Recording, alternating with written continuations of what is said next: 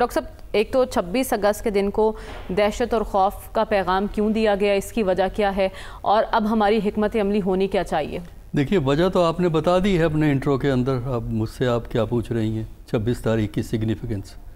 اچھا، دوسرا یہ ہے کہ دیکھیے، دہشت گردی جو ہے نا وہ تقریروں سے، بیانوں سے ختم نہیں ہوگی. عملی اقدامات کی ضرورت ہے. اور دہشت گردی کے دو پہلو ہوتے ہیں. ایک ہے ملٹری پہلو، جو کہ ملٹری لا انفورسنگ ایجنسیز کرتی ہیں. دوسرا اس کا ایک نان ملٹری ایسپیکٹ بھی ہے، غیر فوجی ایسپیکٹ بھی ہے، جس کو جو ہے نا ملٹری نہیں کر سکتی، نہ بیوروکریسی کر سکتی ہے. اس کے لیے آپ کو سوسائٹی کے پاس جانا پڑتا ہے. دیکھیے، بات یہ ہے کہ جو معاشرتی عمل ہے، پہلے جذبہ ڈیولپ ہوتا ہے جس کو ہم عدم وابستگی کہتے ہیں. یعنی آپ کا لگاؤ ریاست سے کم ہو جاتا ہے، کم کیا ختم ہو جاتا ہے. بلوچستان میں اگر آپ جا کے نوجوانوں سے بات کریں تو آپ کو پتہ لگے گا کہ ریاست کے بارے میں ان کی کیا رائے ہے. اچھا، عدم وابستگی، اس کے بعد پھر انتہا پسندی کے رجحانات آتے ہیں، اور انتہا پسندی کے بعد پھر دہشت گردی ہوتی ہے.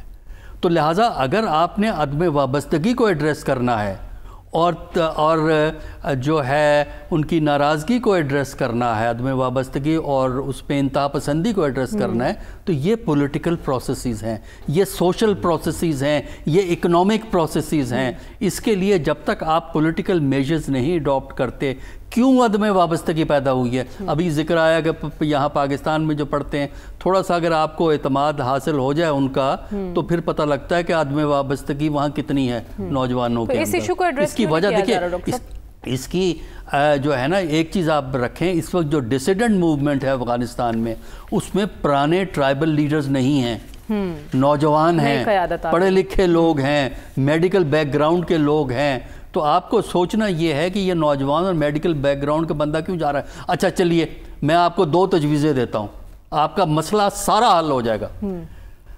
آپ یوں کیجئے، جہاں تشدد اتنا زیادہ ہے، یعنی ٹیررزم اتنا جن علاقوں میں ہوا ہے، ان علاقوں کا سروے کروائیں. اچھا، اور سروے آپ یہ کروائیں کہ پچھلے 10 سال میں وہاں عام آدمی کی زندگی بہتر ہوئی ہے کہ نہیں ہوئی ہے.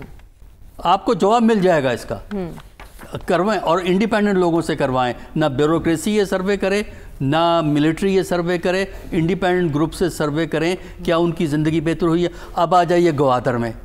گوادر میں اتنی بڑی انویسٹمنٹ ہو رہی ہے، ایک بڑی سی پورٹ ہے، ایئرپورٹ بن رہی ہے، اور نقشہ بدل گیا ہے.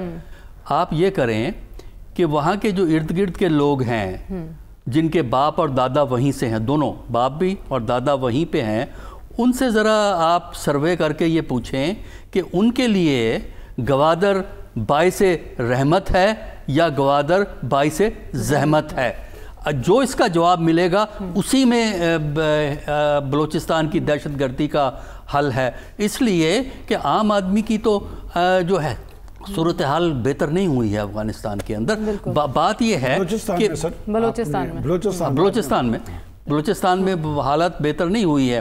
اچھا، اس میں یہ ہے کہ بیرونی فیکٹر ہے، اہم ہے، لیکن صرف بیرونی فیکٹر میں اگر آپ کھوئے رہیں گے تو آپ بلوچستان کی عوام کی بہتری نہیں کریں گے.